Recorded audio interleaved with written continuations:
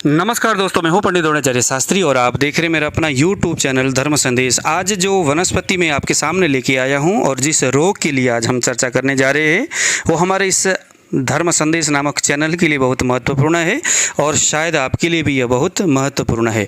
यदि आप नवीन मेरे व्यूवर्स हो तो ज़रूर इस वीडियो को आप देखिए। अक्सर मेरा जो ये वीडियो है ये एपिलेप्सी के रोगी ज़्यादातर इसको देखते हैं। यदि आप डॉक्टर या कोई वैद्य हो तो आज मैं जो आपको बताने जा रहा हूँ ये एकदम अनुभव को पा कर के मैं आपको बता रहा हूँ। हमारे गुरुजी भी खूब किया करते थे और मैं भी इसको कभी कभी करता हूँ। हालांकि बहुत सस्ता प्रयोग है ये, कोई भी व्यक्ति इसको खुद कर सकता है, लेकिन कुछ कंडीशन में, 2 कंडीशन के ऊपर इसका प्रयोग करना है और यकीनन आपको इसका बेनिफिट ज़रूर दिखाई देगा।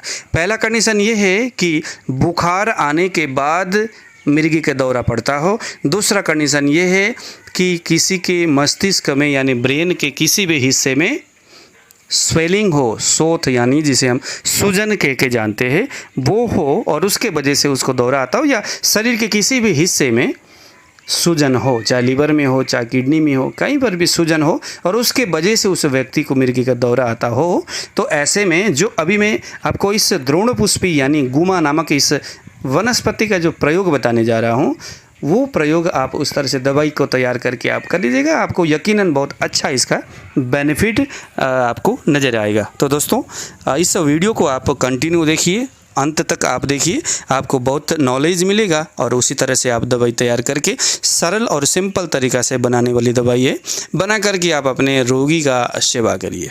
तो दोस्तों आइए ज़रा सीखते हैं, बनाने के तरीका को समझने का प्रयास करते। सबसे पहले मैंने आपको कहा कि इसके पंचांग पूरा पक जाना चाहिए फल, तभी जाकर के इसके अंदर वो 2 खास गुण इसमें मिलेगा। अदरवाइज इसमें बीज भी लगा नहीं है और इसके अंदर फूल भी आया नहीं है अभी, तो ऐसे में बहुत छोटा इसकी जो पौधा है उसके अंदर पित्त और वायु को बढ़ाने वाला गुण उसमें रहेगा, ये ध्यान देना।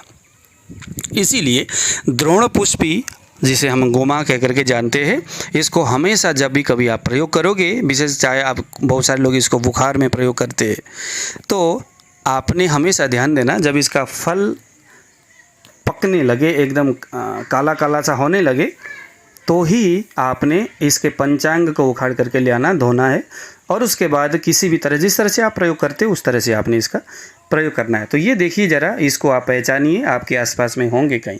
अब आपने क्या करना है इस 2 कंडीशन में, एक तो बुखार के बाद दौरा आता हो या दौरा आने के बाद बुखार आता हो, एक कहीं पर भी शरीर में स्वेलिंग हो, विशेष करके ब्रेन में स्वेलिंग हो, तो आपने क्या करना है, इसके अर्क को निकालना है। अर्क में आपने उस 2 कंडीशन में अलग अलग तरीक़ा से इसमें कुछ चीज़ें डालना है। अगर बुखार आने के बाद दौरा आता है या दौरा के बाद बुखार आता है तो इसमें आपने कुछ नहीं डालना, सिर्फ इसी के ही पंचांग को धो करके सुखा करके आपने 24 घंटे तक घड़े में या कुकर में जहाँ पर भी आप डालते हो वहाँ से, जैसे आप YouTube में सर्च करना कि अर्क को कैसे निकाला जाता है, उस हिसाब से आपने इसका अर्क निकालना है और रोगी को सुबह और शाम 2 या 3 चम्मच देना है। कंटिन्यू आप कम से कम साल 1.5 साल तक आप देते रहिए, लेकिन ये तब जब बुखार ही आता हो। लेकिन अगर किसी के ब्रेन में या शरीर के कहीं पर भी स्वेलिंग हो, सोथ हो,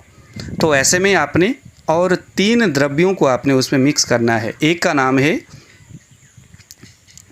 नाम है दोस्तों मकोए का पंचांग, वो भी पका हुआ होनी चाहिए।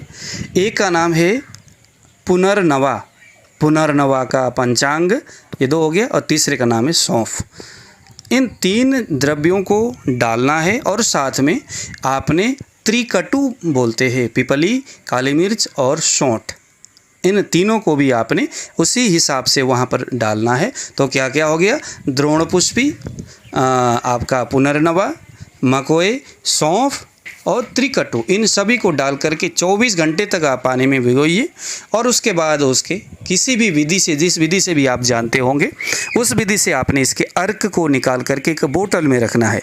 अब उस रोगी को जिसको स्वेलिंग हुआ हो और उसके बाद मिर्गी का दौरा आता हो या स्वेलिंग के कारण से मिर्गी का दौरा आता हो, या डॉक्टर ने बोला है कि इसके ब्रेन में सूजन है या कहीं ना कहीं गांठ भी है, तो ऐसे में जिसे हम ब्रेन ट्यूमर भी कहते हैं, तो इस तरह का कहीं ना कहीं गांठ है या छोटा सा कुछ गांठ जैसी कुछ स्थिति बनी हुई है, तो इस कंडीशन में आपने इसके अर्घ को रोगी को सुबह और शाम 3 चम्मच या 4 चम्मच करके आपने देना है।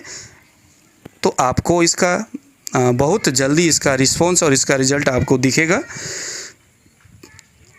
तो ये मैं आपको ये बताना था क्योंकि मेरे बहुत सारे पेशेंट क्योंकि मैं अभी इन दिनों नेपाल में दोस्तों फंसा हुआ हूँ। मैं जैसे नेपाल में मैं किसी सेमिनार में आया था, जैसे यहाँ आया 10-12 दिन तक इधर का काम था यहाँ पर, बस फिर दोबारा सेकेंड वेव जो कोरोना है वो बढ़ गया, उसके वजह से लॉकडाउन हो गया। और मेरे लिए मुसीबत ये है कि यहाँ का जो बॉर्डर है वो पूरा बंद हो रखा है अभी। उसके वजह से मैं नेपाल में ही इधर ही मुझे रहना पड़ा है अभी। हालांकि मेरे लिए तो कोई दिक्कत नहीं है, मैं यहाँ पर आराम से रह रहा हूँ। यहाँ घर में गाय है, गाय की सेवा करता हूँ और दूध घी मक्खन वगैरह जो है, चलो गाँव की मस्ती है। तो खेत में जाता हूँ, घास को काटता हूँ, क्योंकि जैसा समय मिले वैसा ही करना पड़ता है ना। पढ़ने के टाइम में पढ़ो, इस वक्त जो है संकट का समय है। लेकिन मेरे वो तमाम रोगी जिनके पास अब पैसे रहे नहीं, क्योंकि कोरोना की वजह से काम नहीं रहा, बहुत सारे पेशेंट कहते हैं सर पैसे ही नहीं है, क्या करें ट्रीटमेंट के लिए। तो ऐसे पेशेंट के लिए यह आज का फार्मूला, यह आज का उपाय, यह आज का दवाई बनाने का तरीका, यह एक अति साधारण, बहुत दुर्लभ नहीं है, सुलभ वनौषधि है। आप खुद इसको लेके आइए घर में। और मैंने जो 2 कंडीशन बताया उसी के आधार पर उसके दवाई को कैसे उसके अर्क को निकालना वो मैंने बताया। इस हिसाब से आप इसके अर्क निकाल करके रोगी की आप सेवा करिए। तो इस वक्त जो कोरोना का जो समय है बहुत भयानक है, बहुत डेंजर है। खुद को आप काफ़ी संरक्षण करिए, सुरक्षित अपने जीवन को आप रखिए और रोगी की जैसे भी हो सके, अगर सामर्थ्य और असामर्थ्यता ये तो चलो ऊपर वाले की देन है, लेकिन फिर भी जीवन तो जीना पड़ता है। इसीलिए जितना भी हो सके संभल करके या है ना लोगों की सेवा करना ये हमारा फ़र्ज़ है। तो मुझे लगा कि चलो वीडियो के माध्यम से मैं आप लोगों की सेवा करूं, तो ये मेरा आज का उपलक्ष्य था। तो जो वनस्पति आप देख रहे हैं इसको ध्यान से देखिए, शायद आपको अभी तक पहचान में आ चुका होगा ये वनस्पति। तो तुरंत इसको आप लेके आइए, पंचांग को थोड़ा सा सुखाइए और जैसे मैंने बनाने का विधि को अभी बताया है उसी हिसाब से बना करके लोगों की आप सेवा करिए। तो दोस्तों आज मुझे दीजिए विदा। यदि आप मेरे इस चैनल में पहली बार आए हैं तो ज़रूर आप इसको सब्सक्राइब करिए। ये वीडियो ज़रूर अगर आपको अच्छा लगा हो तो आप इसको लाइक कीजिएगा। अगर आपके आसपास में कोई ऐसा रोगी जो एपिलेप्सी से रिलेटेड या जिसको लंबे समय से बुखार आता है, शरीर में ऐसा स्वेलिंग है, सूजन है जो कभी ठीक ही नहीं होता, तो इस वीडियो को उन तक ज़रूर आप शेयर कीजिएगा, क्योंकि आपके एक शेयर से उनको बेनिफिट मिलेगा, जीवन जीने का एक हौसला उनको प्राप्त होगा। और यदि आपको इस वीडियो से रिलेटेड या मेरे तमाम वो जो नाड़ी परीक्षण हो या कोई दूसरे जो वीडियो है उसको भी आपने अगर देखे हो तो उन सभी विषयों से संबंधित कुछ अगर आपको प्रश्न करना है तो कमेंट बॉक्स में आप प्रश्न लिखिएगा। हालांकि बहुत सारे प्रश्न होते हैं और मैं उसका जवाब नहीं दे पाता, तो मैं आपको एक व्हाट्सअप नंबर बताता हूं, उसमें आप मैसेज कीजिए। इन दिनों मेरा नंबर लग नहीं रहा है क्योंकि मैं नेपाल में हूँ, इंडियन सिम यहाँ काम नहीं कर रहा, लेकिन व्हाट्सअप नंबर चल रहा है। तो 8699175212 ये मेरा व्हाट्सअप नंबर है। इसमें आप मैसेज करके आप अपने दिल की बात मेरे से कर सकते, पूछ